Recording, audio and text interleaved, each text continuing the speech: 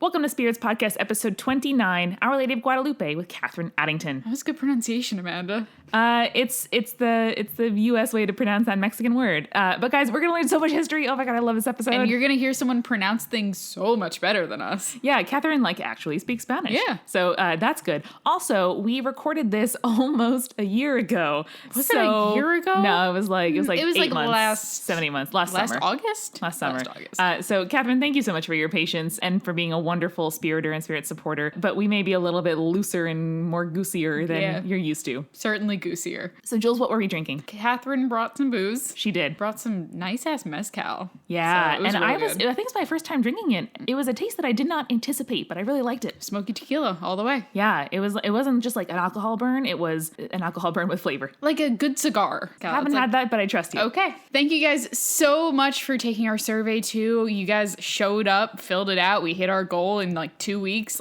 Thank you so much. More is always better, so you can check it out at spiritspodcast.com/survey. It'll take like 3-4 minutes. We super appreciate it. We also really, really appreciate the new patrons that we've gotten over the last 2 weeks. Thank you to Helen, Rose, Adrian, Jason, Amy, and Daniela. Also, a lot of you on Twitter have been asking us, I've gotten through the Spirits catalog. What else should I listen to? We're always happy to give you guys some recommendations, but Amanda has added a really cool part of our website called collaborations. So basically, any other podcast you can listen to us on. We had some Potterless stuff. We had some Loose Cannon stuff. Sort of guest episode with Flash Forward. Yes. By patron Rose Evelyn. And so we're listing kind of all the other places you can hear our voices in other shows. So that is there for you to check out. We also just want to make sure we thank, as always, our supporting producer level patrons, Leanne Davis, Shannon Alford, Phil Fresh, and Catherine Addington. Our patron saints of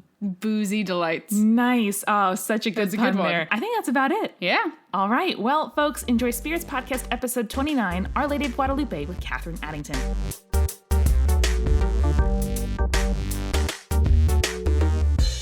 We are so pleased today to be joined by one of our very first listeners and most loyal supporters, Catherine Addington. Hello, everyone. Good to be here. Thank you. What are you going to tell us about? You have so many interests. I do. You're enthusiastic about so many things, which I love. Yes, what my favorite thing, though, is Latin America, and especially conquest narratives. Yes. Because you got European, especially Catholic, kind of legend traditions mixing with native mythology. So amazing. The best of both worlds. Exactly. And also the worst of both worlds sometimes. Yeah. But the worst of one world ruining the best of another world. But okay, we'll continue. But yeah, so my favorite one is what I'm going to tell you today. It's not just important to Catholics, but to Mexicans more generally. Mm-hmm. It's a huge part of Mexican culture. The Mexican Revolution was started and led by priests who carried a standard with Our Lady of Guadalupe's image on it. Like a banner. Banner, exactly. Image, yeah. So because of that, I'm this is clearly where I need to start. Amazing. So this story takes place in the 1530s. So this is in Mexico City, but it had most recently been called Tenochtitlan, which is the Aztec capital. I was gonna say, sounds Aztec. Yeah, it was the Aztec Empire's capital, but it had been conquered by the Spanish 10 years ago at this point. Mm-hmm. Okay. And I mostly emphasize that because this is not an Aztec story, and that that was an empire that had fallen. Mm-hmm. This is very much a Mexican story in the sense that it literally belongs to the Mexica, which is the native group that is from the Valley of Mexico, where that is. Amazing. So it's mostly important to me because there's this huge stereotype that Spanish missionaries get credit for any Catholic story that natives took on because it was there was lots of missionary propaganda, which is true. Right. But most of the stuff in the story of Our Lady of Guadalupe is stuff that you wouldn't get unless you were indigenous at that point. So to introduce you to the main character of this story, his name was Juan Diego Cuauhtlacin, which is his baptismal name and his native name, and he's Chichimeca, which is basically the equivalent of what barbarian was in Roman times. It's kind of a generic word for nomadic people. So he was an outsider even within the native people at the time. He was a rogue. Yeah, definitely. And he was born in obviously a very tumultuous time, right? You got not only he sees the fall of the empire, sure, but also he was kind of happy about it because one of the reasons that the Spanish conquest was so fierce and swift in like the Aztec dominated area is that most of the native groups that they ruled over like hated them. And they like helped. Hated the Aztecs. The barbarians. Hated the Aztecs. Yeah. Gotcha. They were not fans. They were like, oh, thank God, like somebody's here to like, conquer them and show them their place. Well, it like ended up not working out so well, but fuck these guys. We'll help you do whatever you want to do. Yeah, so at the time though, it seemed like a good idea, He right? must have been born just a decade or two after Columbus. Yeah, he was actually born in 1474. So he was born like 2 decades before pre-Columbus. Yeah. So like by the time... Wow, talk about straddling an impressive era. Yeah, no kidding. And so like when the Spaniards like came to conquer the area, which is like 1520, 1519, I think. He is like gets to know the priests really well. He like gets along with them. He's like, all right, well, the Aztec priests were like very demanding, with the human sacrifice and all that. So he was like not a fan, and so he was glad. And so he and his wife, they were both farmers. They lived like outside Mexico City in like a very kind of chill area. And they converted. They were like huge fans. His uncle also converted. I mean, why wouldn't you be a huge fan after like all the human sacrifice? Also, I think this seems pretty peaceful. I guess also the first time a newcomer to Catholicism was like, this seems pretty chill. Right? Exactly. Like everyone else is like, please, dear God, get them out of here. Like in comparison, this religion actually seems chill. Like amazing. And so, unfortunately, his wife dies young. She got sick. And so he is like a widower for most of his adult life, and he goes to live with his uncle. They're both Catholic and both farmers, and they're, very devout. So December 9th, 1531. I love when we actually know the date of things. Amazing. It's great, because so this was written down in actually by an indigenous chronicler shortly after the story takes place. I sit up straighter. Amazing. Valeriano, yeah. It was like written down in Nahuatl, which is like the native language of the Aztec. Amazing. Like, so area. no mediation here. It Just was very like much, primary source AF. So good. I mean, obviously, like, it was an oral language, but like it was written down like after, so yeah, all good. And so on December 9th, 1531, Juan Diego gets up early to go to mass and that was a Saturday. Amazing. Good job, we know that. A+. None of us can do that, but so good. Right. And like Saturday morning masses are dedicated to Mary, the Mother of God, which is mostly important because, he made a habit of going to these like Mary masses. So he was a fan of the Mother of God. Well, who wouldn't be? Like, she's very approachable. Takes away the sins of the world, etc. Exactly. Have mercy on us. Yeah, we're all... Julie and I know about 5 hymns, and we're going to reference all of them. Sounds good. Like, more the merrier. And so on his way... merrier. Everyone drink. Right? On his way to mass that day, he has to pass by Tepeyac Hill, which is right outside Mexico City. And so in order to go to church, which is in the city, he has to pass by it. And this is like the main, like, important location in the area for reasons that we will discuss later. It's a pyramid or a city? It's a hill. Oh, okay. So he lives outside the city in kind of a suburb area, with the nomads and the farmers and such. But you have to pass by the hill in order to go into the city. And so he passes by this hill, and all of a sudden he hears song. Sounds like birds. He's not quite sure, but it's beautiful. And then all of a sudden it stops, and he looks up to the top of the hill, and it's like this bright white cloud. Yes. And all of a sudden, a woman's voice calls his name. Hello. Juan Diego. Now, keep in mind, he's like a 57-year-old widower, so he runs to the top of the hill. Oh, He's like, a woman is calling me. Wait for me. I don't know who you are, but I'm there for you. I'm he is into excited. it. He is ready. And he sees a beautiful young woman surrounded by, clouds and clothed in the sun, like shining, just beautiful. And he's super excited. Like, she's shining super bright. It dims so that he can, see her and have a conversation. Yeah. It calibrates. That's very polite. Very polite of It Mary. calibrates. She's wearing, like, a normal outfit. Well, normal for the period or normal for, like, Mary? Normal actually for natives, which we'll talk about. That's actually relevant. So she tells him who she is. She's the Virgin Mary, the Mother of God. And she actually uses the word, like, I am your compassionate mother. She emphasizes this many times. And she says to him, I have a message for you. I want you to build a church in my honor on Tepeyac Hill. Not necessarily you, I want you to go tell the bishop. Guys. Yeah. But it's really important to me that I have a place to hear the sufferings of the people and comfort them. Great. That's what she says.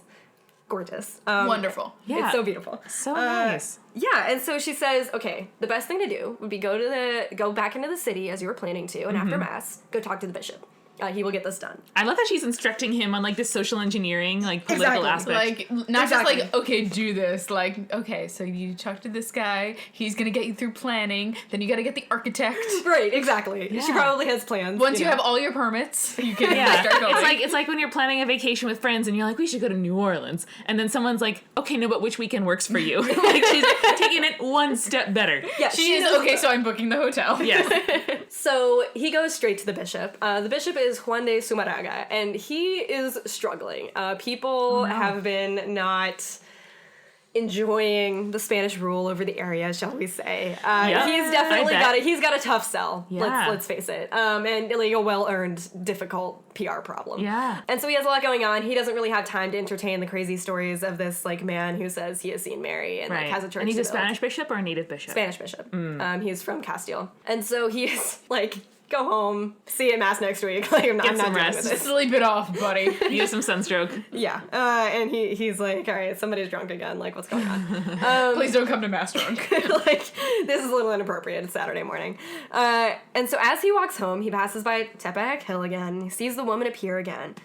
And he tells her, look, I did my best, but like, I'm just a poor Indian guy. Like, this is all I have. Right, yeah. This is all I am. You did not Can't pick the right appeal to messenger. the Spanish bishop. Yeah. Right. He's like, you should really pick someone else. Like, I appreciate, you know, that you asked me, but I'm just not your guy. He doesn't want to Obliged. fail her. Right. Yeah. And he feels kind of bad about it, but he's also like, I mean, you did pick a peasant here. Yeah. And she goes, yo, there are plenty of guys I could have picked. There are lots of nobles around. I picked you for a reason. Ooh. And she goes, look, go to the bishop tomorrow and tell him exactly who is sending you, which I love. She's like, make sure he knows it's like the Virgin Mary, Mother of God, who is asking you to do this. Like, just in case. just to clarify, I'm not just any Mary. This is not any apparition. This is not Right. some, like, you know, God I've never heard of before. This is It's not like the St. Virgin George Mary. or something. Yeah, and this is actually something that she does a lot, like in her apparition stories. Yeah. Like when she appeared to a young woman who was also kind of a lower class woman, Bernadette Soubirous in Lourdes, France. She explicitly said, like, tell him I am the Immaculate Conception, which like at Do the you time, know who I am? like, which at the time was something that was like a very theological statement. Like Yeah. it wasn't on the tip of every Catholic's tongue. It Oh, still sure. isn't, you know. Oh, so yeah. like, So a clergyman is like, oh, shit. Like, Oh, Yes. Immaculate Conception. this peasant Yes, wouldn't that's just the know thing. that. right. And so I think she, you know, Our Lady of Guadalupe is trying to accomplish the same thing here, Interesting, right? Like, yeah. make sure he knows it's Mary. This is not just some rando goddess, all right? And so the next day, you know, Juan Diego goes back to the bishop's house after mass and is like, listen, I swear, like, it's Mary. Please It is just... Sunday. I am not fucking with you. Yes. It is I a am not drunk. literal Virgin Mary. Exactly. And the bishop goes, okay, listen, give me a sign and then we'll talk. Okay. So, you know, Juan Diego tells Mary this. Listen, you know, he needs a sign. She goes, okay, come back tomorrow for the sign. You will find it, and we will get this done. All right. Also, like, this priest is totally, like, disbelieving. What the fuck's up with that? Right, you would You should be like, oh yeah, miracle. and you would Awesome. also think he'd Sign be a me little up. bit excited that, like, hey, Yeah. someone's enthusiastic about the Hey, faith. shepherd of your flock. Someone's Right? appeared in rural, you know, out ring of Mexico City. Go run to it. That's what I'm saying. If someone tells me Mary, the Mother of God, is in the house, You're out of here. I'm Yes, there. you're there. I'm there. I want to see that. So, you know, he's supposed to come back the next day, but his uncle, Juan Bernardino, gets sick. So he's taking care of his Juan. uncle. He's taking care of his uncle. He's like, oh no, this is not good. You know, I really gotta focus. I gotta be here for my uncle. You know, he's Yeah, taking care yeah. of me. Mary will taking me in. understand that shit. Right. Right, yeah. Prioritizing family. So he, you know, all day Monday, he's like taking care of, and then the next day he's like, man, you know, I'm really worried, like he's gonna die, I need to go get a priest for last rites. So he has to like walk into the city to get the priest. But you Past gotta go the past hill? the hill. But you gotta go past the hill. So You he's gotta. feeling awkward. And so this is my Oh, favorite thing. He sorry. tries to get around the hill. Oh, buddy. He tries to get around the hill. That's like my favorite part of the entire As story. if God doesn't see all. Right, Also, right, Juan right. Diego. That's totally like a don't want to run into the booty call that I had last weekend. I So was let me thinking just more avoid- like, don't want to run into your crush in between like algebra and chemistry, but The whole thing whatever. just couldn't be more awkward. Aw. He's like trying so hard. He's like, I don't want to disappoint her, but oh And, my God, and like, I didn't honestly, show up like yesterday. he's torn between two duties. Like Right. it's not as if he's like absconding off with some village hussy, Right. or he's like, Exactly. you know, prioritizing sloth and like playing some board game in the fields. I also completely imagined him just like playing with a sloth. When you said that, I'm like, yeah, he's just hanging out in the forest. I mean, he can't like sloth. Netflix and laze around like I would in this metaphor, but doing something. No, Yeah. he's like a hardworking dude, you know? He's never disappointed anyone in his life, and all of a sudden he's like stood up the mother of God, right? So, naturally, on his detour, she appears to him and it's like, what are you doing? You're What do you think avoiding was me? going to happen, Juan? Really? Really? Are you You're trying to worse get than out my of it? son. I need immaculate conception. And so he says, well, you know, I had this thing with my uncle, and she's like, of course you can tell me that, that's fine. Don't worry, he's not gonna die. I'll make sure of that. And later, by the way, he finds out that at this moment, his uncle was miraculously cured. Hashtag literal mother of God. Exactly. Like, the mom is taken care. And so she says, all right, now that that's taken care of, please go up the hill and look for the sign I told you was gonna be there. Great. He goes up Please the and hill. thank you. He runs up the hill again. so he's, close. he's a big runner, He's even like, at great. 57. He's super Aw. excited. He runs up the hill, and there are tons of blooming flowers there. This is Aw. December. Wow. So that's weird. So he picks all the flowers. And there's another weird thing about them, but he doesn't know this. But the flowers, he doesn't recognize them, but they're actually Castilian roses. no shit! From where the bishop is from in Spain. Yes. Yes. Amaze. He gathers Good job, them up. Mary. A+ work. A+ work, like so smooth, right? So specific. Exactly. Ah. And not weird enough that anyone in town's gonna be like, what you carrying in your, you know, Yeah. tilma there, which tilma's like the cloak that, you know, he would wear. It was like made out of natural fibers. So he's, you know, carrying the flowers down. She says, okay, this'll do. You know, go to the bishop, see what's up. So he runs to the bishop. But at this point, So much like, running. the bishop's servants are tired of his shit at this point. They're like, Sure. we're not giving you the time of day, like, you Right. can wait. The So- Juan who cried wolf. Exactly. And so, like, he is sent to the waiting room to, like, chill out for a while. Oh no. In the ante-room purgatory. Yeah, exactly. So, you know, at some point, it's been a couple of hours. The servants are like, all right, he's been weirdly patient for, like, this guy who we think is kind of crazy and always Right. running around, like, frantic. It's almost like he's filled with divine certainty. Yeah, and, you know, Weird. he's holding his tilma all weird, you know, I want to see what's in there. So Yeah, they're like, yeah. all right, Bishop, like, you know, your boy Also, Juan like, Diego's how much here. excitement happens in this small parish? Like, That's what why I- isn't everyone just excited? I mean, to be fair, it is the cathedral, but, like, at this point, they don't have that many yeah, Catholics, so I don't yeah, know. But anyway, so... Also, I didn't know bishops had like assistants. Oh, Like, yeah. Whole oh, staff. Yeah. Whole staff. Whole staff, baby. Whole flock. Like Oh, yeah. executive assistants just kind of like running around with clipboards. Oh, definitely. Well, Yes. and to be fair, it is also like, you know, the capital. Yeah, so, okay, fair so this is a big deal. Some of the smaller bishops, maybe they got like a priest or two, you know, whatever. Trainee. Exactly, an intern. But he's got quite the squad. So they tell him, the bishop's like, geez, if you told me Juan Diego was here, I would have let him in. What's your problem? Anyway, so he actually, because he really does want the like, sign. the he just bishop doesn't sent have him time. home. Right, that's what I'm saying. Like, come on, times. bishop, please. Yeah, yeah. Anyway, so they let him in, and Juan Diego scurries in, and he's so excited, he doesn't even say anything. He just opens his cloak and, like, lets the roses fall to the floor. Miraculously, roses. yeah. And the bishop sees them, and, like, tears come in his eyes. Yeah. He kneels down to Because smell the roses. he's in the New World. How long since he saw and smelled these roses? Exactly, and, like, they're fresh with dew, and it's December, and the whole Ah. thing is insane, and he just can't believe it. Amazing. And then all of a sudden he looks up, and the cloak is imprinted with an image of what is now Our Lady of Guadalupe.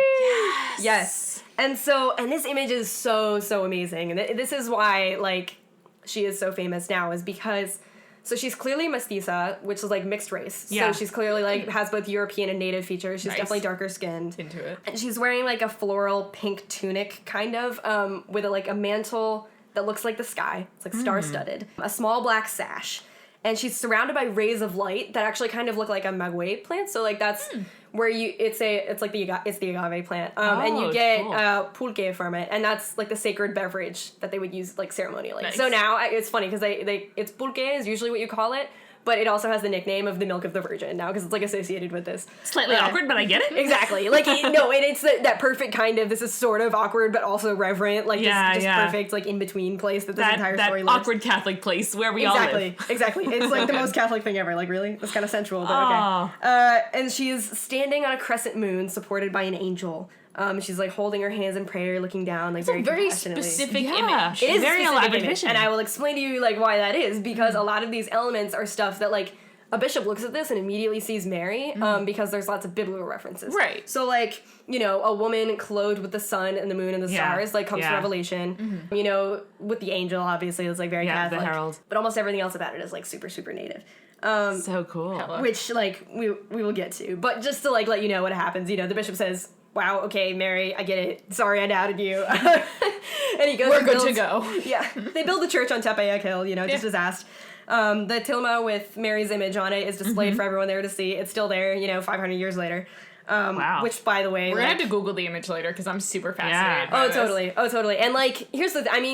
Everyone and their mother has done scientific tests on it, and I'm sure there are stories. But there are stories, but ultimately, it's a natural fiber thing that's been there for 500 years. So the Catholics were all like, yo, we only put bulletproof glass on this 20 years ago. This is clearly a miracle. I am among this number. I'm like, yo, this is amazing. And, Juan Diego, by the way, tries to go back and just be this little farmer that he came from. No. Pilgrims bother him all the time. They're knocking Celeb. down his door, getting him to pray for them. Aww. It's adorable, but he lives and dies a quiet, peaceful, beautiful life of prayer. Good for him. And he did not even become a saint until 2002, which is he's a saint now. Good. Yeah, so he's a saint. He was the first Native American saint in Catholic history. Yay! Actually. Did he have to be? He didn't have to be martyred though. No, Okay, thank God. Good. So he did not die for the faith. Okay. He lived and died for the faith, but he wasn't, killed for it, which is beautiful.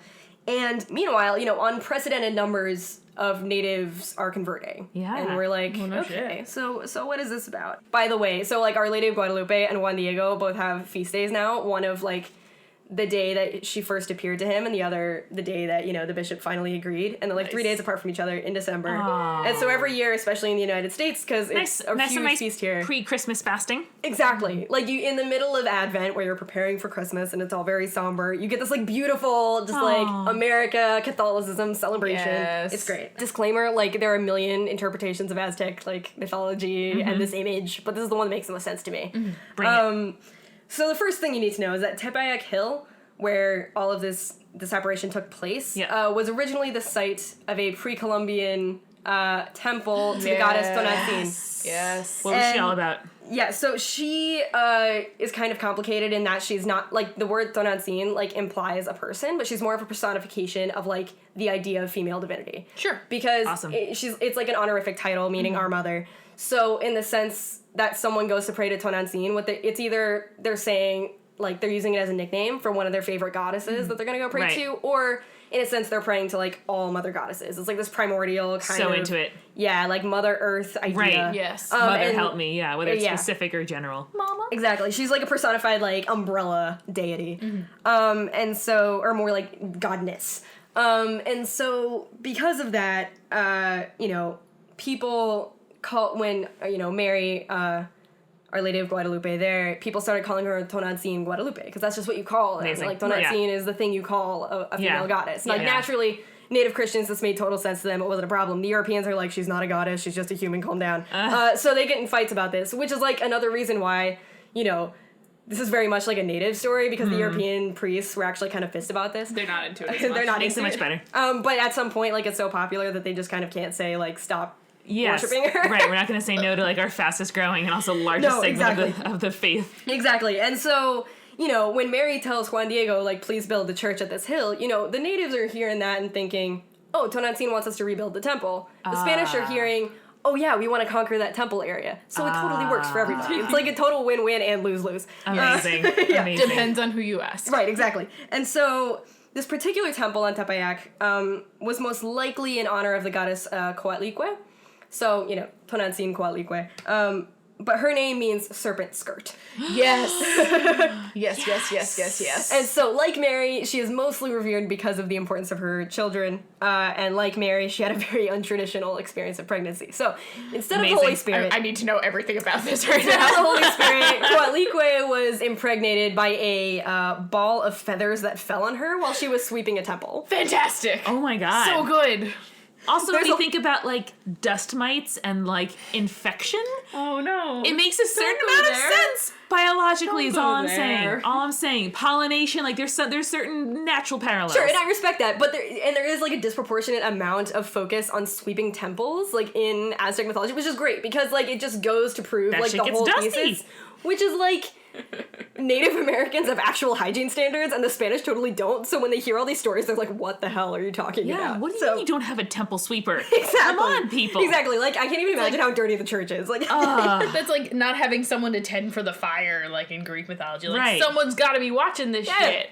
Yeah, and so she's magically impregnated, but she's married. And not only is she married to the god Cloud Serpent Mixcoatl, but she has 400 kids, Yes. as one does. And After, like, from the feather or previously? oh, no, previously. Like, she has an existing marriage and 400 children when all of a sudden she's, like, magically impregnated. So it She's kind of like, makes this again- pregnancy seem a little unimportant. Well, except for the reason, except for the way that it happened. except for the way that it happened, and also her kids are like, well, you've been unfaithful to our father. Right. So no. Quail who is her most important daughter, rallies her 399 siblings, and they attack their mother. Why? Because they're pissed at her for and also, like violating all logic would tell you that, like, that's a logic conclusion. Yeah. You know, The you don't ball of jump to feathers. miracle. No one goes, ball of feathers. That makes sense, Mom. You sleep in the temple, Mom. That was it.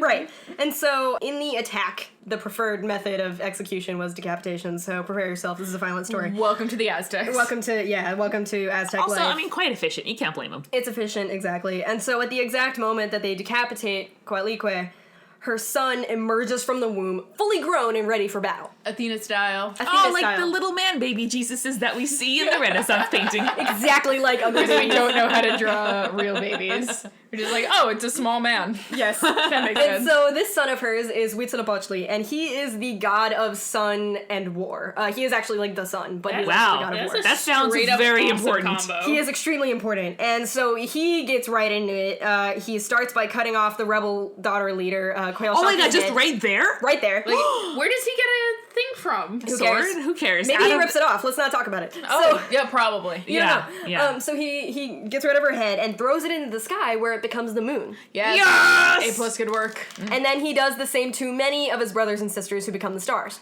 Amazing. And naturally, he is the sun. So this is like an incredibly bloody scene. Obviously, you know, it's death, but it's also it's life. Also, you know, like, a cool dualism where it's like he's the sun and his siblings don't come out because they're scared of him until it's nighttime. yes! I didn't even think of that. That's so good. That is awesome. And so, like, you know, all of this death is like resulting in all of this creation. And so, really, like, Coatlicue, whose death, you know, precipitates this, is like the personification of basically how all of Aztec cosmology works. Yeah, It's super dualistic and crazy. I first learned about Coatlicue when I was in the National Anthropology Museum in Mexico and I saw her statue. And, like, keep in mind throughout the following that I was 12 years old when I saw this. I'm literally still having nightmares about it. Oh, Awesome. no. So, Very impressionable age. I'm sorry / awesome. Gonna have to Right. look a picture of that up too. oh, absolutely. Look at the show notes, people. This is very important. To go up, bottom up for maximum effect, her feet have claws in order to plow the earth, make, you know, humanity have food. It's all like good. bird claws or like lizard claws? What More is like the bird difference? claws. Well, bird claws are more like separated, and then lizard claws are like You're boring me. hands with like. Let's continue to fingers. the awesome story. Sorry, you asked. Her feet also have eagle eyes that look toward infinity. Her bird. legs have feathers. Bird. Her skirt is made of poisonous rattlesnakes, which are actually like fertility symbols. I want So to wear cool. that. And it's topped with a belt that uses a human skull for a buckle. Okay. Just below her breast, she is wearing a sash that indicates pregnancy or motherhood. Cool. Her torso is exposed, like her breasts are really heavy with milk, but they are covered by a necklace made of human hands and hearts. Yes. Oh. And What's the she's preservation technique there? good question. There is none. Just rots away, and then she's like, "I have to kill another person in order to I- get a new Oh, hand." damn it. It's up for renewal again. So she's leaning forward, and her arms are kind of haunched up as if she's about to pounce. Her wrists, Ooh. yeah. So her wrists have been cut off, and she's decapitated. But get this, that's not just like dismembered. In Aztec iconography, dismemberment and decapitation is indicated by snakes sprouting out. Oh So my she god. had, so like, Fantastic. so Who this let chick this happen? has two snakes sprouting out of her neck, like facing each other. I love it. Yeah. So I never obviously- want to see this image. Well, so this statue was if actually. I die, I want a statue like this made of me. Please and thank you. So this statue is actually so terrifying that when they I'm dug it just up, speechless here. yeah. So when the European settlers or whatever like dug it up in 1790, they actually reburied it. They're like, no one needs to touch it. No Nope. Don't need to know. Don't need to They know. were like, bye. I mean, because it was dug up at the same time as a bunch of other stuff, and that's the only thing they reburied. They're like, No, that one can nobody stay. needs to see that. We will take your gold bowls and bring them back to the British Museum, but that one can stay. Yeah, and so naturally, like, they redug it up again after Mexican independence when everyone, like, stopped giving a shit what everyone Right. thought. Like, remember that thing that they buried? We should get that. Yeah, Mexico's yeah. like, and a double fuck you. Exactly. I'm not just, like, being sadistic here and, like, giving you all the dirty details. Oh, like, no, that's what we're here this for. actually, well, although, naturally I would do that anyway. But this image, like, even though it seems totally foreign to what I described earlier about Mary, is actually, there's a weird amount of parallels.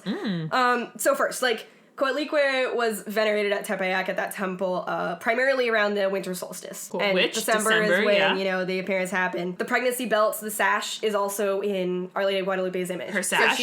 So she's wearing, like, an Aztec sash that That's so indicates cool. Like pregnancy. BT with dubs, Jesus. I'm pregnant. Yeah, which is great because there actually aren't that many images of Mary visibly pregnant in Catholic iconography, which is Yeah. weird. She's always Yeah. like considered. She's always like getting impregnated by the Holy Spirit. Right. Or like, oh, here's a baby. Or here's my baby. Exactly. Like, it's really rare that you actually see her pregnant. It's either, like, when they're doing images of the Visitation, when she goes to visit her cousin. Yeah. But even then, she's not visibly pregnant. No, like, she's just kind of. Or even like if I'm you see pregnant. her like on the donkey, she's just like draped in fabric. Exactly. Exactly. So, like, it's kind of stunning and awesome to me that, like, the first prominent image of her pregnant is actually like is a native image. It's like, it's so good. And so if you remember from the story, like, Coatlicue is the mother of the sun, the moon, and the stars, and all of those appear in Our Lady of Guadalupe's image. She's Yes, clothed, they do. yeah, with the sun, the moon, and the stars. And also in a way, like, and this is, a little bit more, like, abstract, but Mary kind of reinterprets Coatlicue, like, theologically, because all of the accessories, with the skulls and the hands and the hearts, they all refer to human sacrifice, which obviously is, like, a well-known and correctly hated practice, which is all about practicing, you sacrifice young warriors. It's not just like anybody, and especially in like all of the images of it, it's always like, old people or like poor. That's not like But what it it's was. actually the it was cream like of the young crop. warriors. Yeah. It was like an honor. And like on the one hand, this is kind of a political decision because, a really good way to keep control of your empire is make sure there are no good potential revolutionaries. Yeah. But like, the cosmological reason is that the gods were like sacrificed in creation to make human life possible. Coatlicue was sacrificed so that the sun, the moon, and the stars could exist. Yeah. So sacrificing a human life is like a way of repaying the favor. So obviously it's like terrible, but it's also like it makes its own kind of sense. Almost respectful to humans and elevates them in a way. Like, now you are also part of the godly creation. Yeah, and it's also like, again, like this is something that's super foreign to the Spanish Christians who like show up here, but actually Christianity shares kind of that impulse for like atonement and Thanksgiving, because again, we're talking about a religion where like Jesus Christ is the Son of God who gives himself as a living sacrifice for the salvation of the world. Like the fundamental act of Christianity is self-sacrifice. It's self-sacrifice, and it's like a weekly thing that you do at church. Yes. Like, it's not just like a one-time event. So this is also like in the sense that you practice sacrifice all the time to get in with God. It's like that. Also, so unlike the Greeks, who are like, not only are we going to create you, it's gonna take nothing from us, and we're going to continue to use you as our playthings and mess with your lives and marry you guys and impregnate you and then run away. That be the Greeks. Coatlicue, who like thrives off human sacrifice, turning into Mary, who gives her son as the one human sacrifice that actually works and is sufficient and good, Fuck yeah. is like inherently understandable and like legible to native Christians in a way that like Spanish Christians are just not going to get. Yeah, and so they hate it. And that's actually one of the reasons why we know this story is because one of the first written references to it is people going to, pray to Our Lady of Guadalupe and calling her Tonantzin. And there's this famous ethnographer and historian, Fray Bernardino de Sahagún, who is a Franciscan priest. And he writes about this and he says, No. Look at these idiots. this is such a bad idea. Actually, Hey, joke's on you. You're preserving the native folklore. yeah, and he doesn't even say this is a bad idea. He actually says this is satanic. Like, that's one of the only reasons we even know this story is because he literally says it's satanic. Now, naturally, later, about like 5 years later, this is the same guy who is going to literally have his signature on the only written record of this story saying, this is so great. I love how much this is converting Oh my the natives. God. Oh wait, you mean this is bringing untold thousands of people to the church? What a A+, hypocritic A+. douchebag. Carry on. Right. So he's like totally ridiculous. And so he like learns, he knows the language, he speaks Nahuatl. And so Tonantzin means our mother. Yeah. But if you, try to twist that, he says, no, Dios Inantzin, meaning like mother of God. So he really tries to get that, but it's just like, it's never gonna work. And so, naturally, like, the stories say 7 or 8 million people convert, like, who the hell actually knows? But even if the priest wanted to shut it down, it's just not going to happen. And that's also, like, honestly, that's the way most Catholic stories end, is, like, there's one thing the Catholic hierarchy, like, is just not good at shutting down, and it's, like, crowds of pious grandmas. Yes. You cannot shut down crowds of pious grandmas. Like, it's just not going to happen. The grandmas they stick to it, man. They totally do. Yeah. And so... And they bring all of their relatives along with them. No, totally. No one can eat without them. Yeah, If grandmas go on a strike or a march, they are going to be well provisioned and ready to just stand for a long time and tell you what you want to know. So this is, like, where the other parallel comes in, by the way. The other parallel is these serpents, and this is also where I'm finally going to tell you why she's called Our Lady of Guadalupe, because that's weird. Like, she doesn't appear at Guadalupe, she appears at Tepeyac, what the hell? Yeah. So there are two major theories behind that name. Both are probably true, honestly. One is kind of the Spanish focus theory.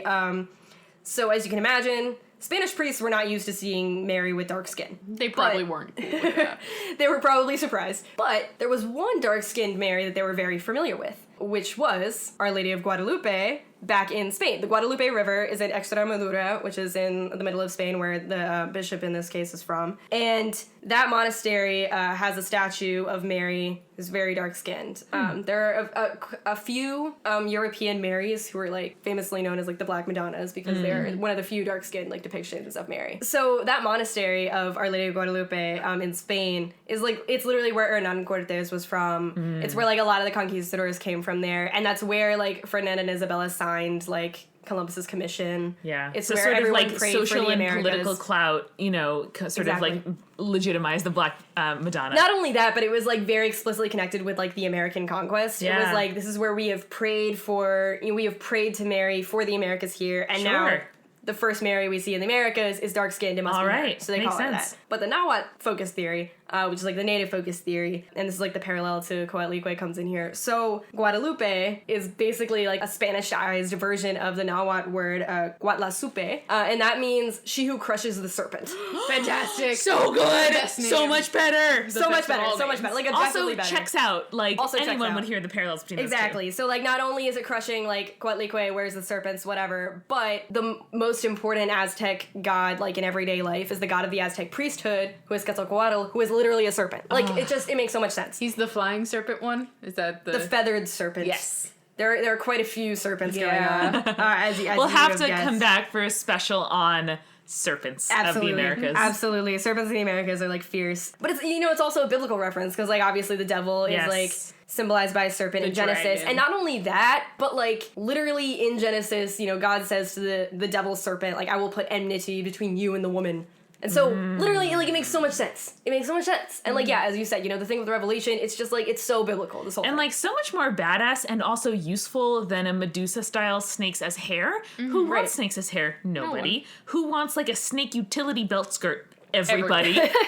And so, like, my favorite thing about this particular, like, etymology, too, is that it was actually most popularized, like, I wouldn't say invented, because it's been around for a while, but, like, most popularized by Gloria Alzandua, who is, like, a 20th century writer, feminist Chicana writer, who basically, like, wrote a whole history of this story as, like, reinterpreting Mexican history from the indigenous perspective, because that was a huge thing, and that's, like, one of the reasons why, like, the story is so Intersectional popular. feminist indigenous lens. Yeah, and that's also, like, why, like, one of the reasons why this story is so popular is because, like, literally no matter what angle of Mexican history you look at it from, it's super important. Yes. And it's super, like... Right, no matter what your allegiance, women are important and Mexico is important.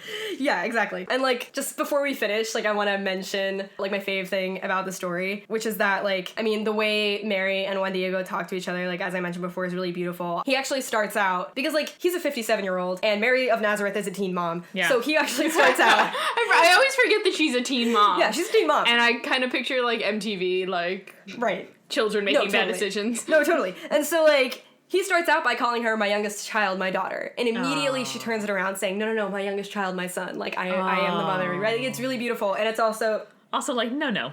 Like, adorable. No, child. Adorable. And he, you know, he is also using the name for her, which is Aztec, which is Tonantzin, like, the goddess name, and she is using his birth name, not his baptismal name. Like, she uses his name. They're on a level. Exactly. But, get this, his birth name, Gualatozin, means the eagle who speaks. And the eagle is one of the main symbols of the Mexican people. It's, like, literally in the coat of arms of Mexico, which is, you know, like, the founding legend of the city is, like, you know, waiting for this particular eagle. Prepare yourselves. The eagle is a representation of Huitzilopochtli, who was, like, the son of Guadalupe, like the original, like the one who was the sun and the god of war, who was like the uniquely victorious, like the one who defeated his mother. Symbolic resonance, though. Exactly. And so, like, when Mary calls Guadalupe her son, she's literally like the mother son on so many levels. calling the eagle her son. It's like the exact same story. Like, on a linguistic level, it works like so perfectly. It's and like so, all the pieces coming together. No, exactly. So nice. And it's also like peak, like, things that are both, which is my favorite like hashtag for my life philosophy. Which is that, like, everyone who interprets the story comes at it with like a political agenda of, okay, like, this is gonna be the native victorious story, or this is gonna be like the Spanish propaganda story. Right. This is it's literally both. It's both. It's absolutely both. It's all of the above. It's everything. And it's just like the most perfect, like, beautiful summary of everything it's trying to be. Like, it's so good. So good. It's so good. So good. God bless. Man. God bless. Caw. No hisses. Oh. Just cacaws. His don't That's go what over I well got. on the mic. Oh my gosh, I love that so much. It's so I good. can't even think of what to add. Because There's it's just really so nothing. perfect. It's such a perfect little jewel box. And, like, you know, like, usually when we do myths, there's, like, something that, like, falls apart, like, it gets lost in translation or something. Right. That was just fucking perfect. That was perfect. And I need to go visit Mexico City to see absolutely. this cloak, this image. Yeah. It's really, really beautiful, and it's also, you don't even need to go all the way to Mexico City, because everybody and their mother's got a tattoo of it. So you can check it out anywhere. I cannot wait in the next week walking around New York City in the summertime to see a tattoo of this in the wild. I'm sure I will. Absolutely you will. I Oh saw my one on the god. I subway mean, it today. sounds so badass. It is. It's beautiful. Yeah. Oh man. Yeah. BRB gonna Google images right now. All right, yeah, check the show notes. We'll have it there. Well, Catherine, thank you so very much for sharing this with us. You're very welcome. I'm sure we'll hear from you again with more myths from the indigenous Americas, from Catholic land worldwide, from the Spanish-speaking universe. Would love to. You're welcome back anytime. Thanks, love. That statue was kind of creepy. Kinda cool. Spirits was created by Julia Shafini and me, Amanda McLaughlin. It's edited by Eric Schneider with music by Kevin MacLeod and visual design by Allison Wakeman. Subscribe to Spirits on your preferred podcast app to make sure you never miss an episode. You can find us on Twitter, Facebook, and Tumblr at Spirits Podcast. On our Patreon page, patreon.com/spiritspodcast, you can sign up for exclusive content like behind-the-scenes photos, audio extras, director's commentary, blooper reels, and beautiful recipe cards with custom drink and snack pairings. If you like the show, please share with your friends and leave us a review on iTunes. It really does help. Thank you so much for listening. Till next time.